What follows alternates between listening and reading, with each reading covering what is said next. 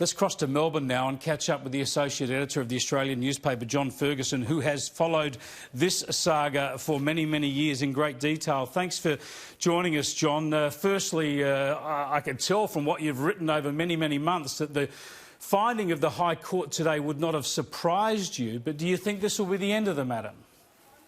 Oh, it's definitely not the end of the matter, but no, I'm not surprised. I think my position has hardened somewhat over recent weeks and months. I think that it's very obvious that Cardinal Pell was wronged and terribly so, 405 days in jail.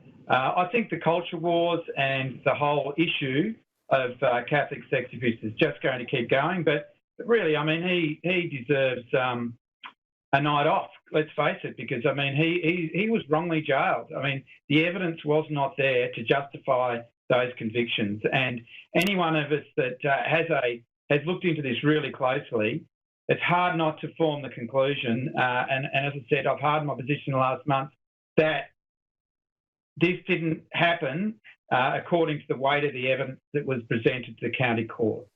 We've seen the way this is played out in the media. There's been almost an hysteria, a bloodlust to take out vengeance against the church through George Pell. So we can understand, in a way, ugly as it is, perhaps we can understand how you end up with a jury conviction.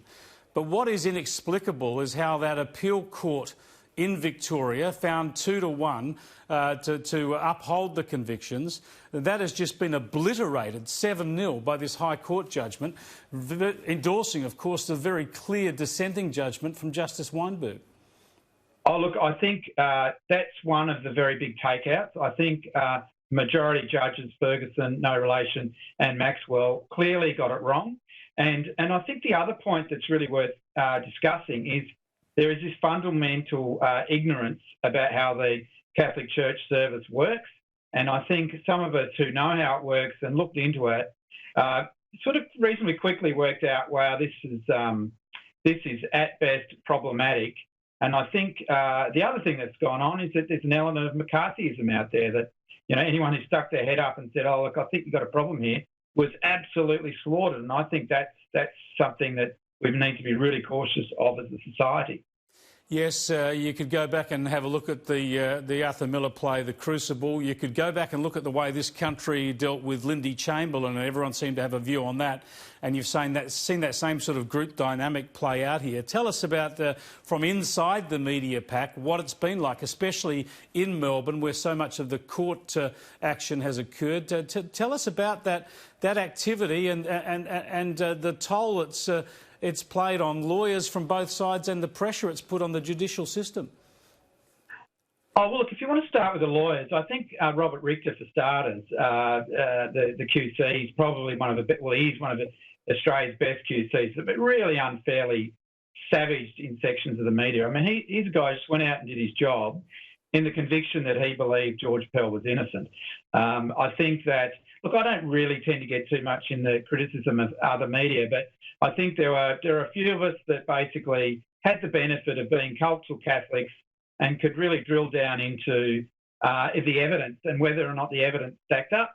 I think that some people failed to look deeply enough into whether or not this was possible. But again, I'm not being critical of individuals. I think it's a shame. I don't want you to criticise your colleagues. Leave media criticism to me, if you like. But I suppose I'm interested in the group dynamic, because this was not just a major Australian story. This, because of his status in the Vatican, this became a global story, and there must have been quite a palpable group dynamic at court and in the media coverage.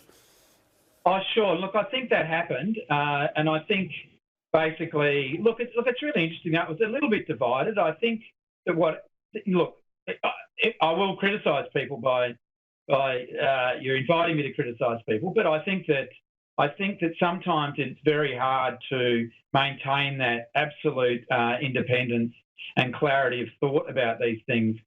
Just because, for instance, George Pell didn't do the cathedral matters doesn't mean he didn't do other stuff, and I think that's what you need to be everyone needs to be a little bit cautious of. And I think today it's only fair that we focus on the fact of what the High Court has said.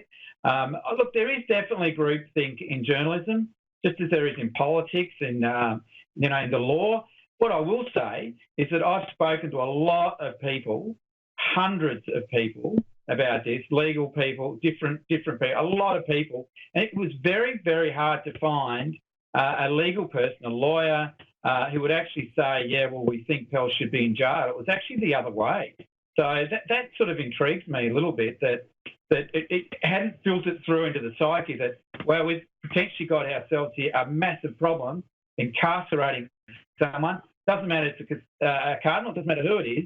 We've incarcerated somebody for something that, well, the High Court, despite what people are saying, the High Court is saying there wasn't the evidence to convict him. So that means he didn't do it in the eyes of the law. Exactly, and I think if you're looking for a silver lining here, I mean, the system has worked in the end. The High Court is there as that final, the highest court in the land, and it's made a very, very clear judgment here and has delivered justice, even though we've seen all of this go on. And as you say, 400 days in jail for George Pell. Just on that, I know you've had quite a bit of insight over recent years into George Pell personally, how he's been holding up, what it's been like for him.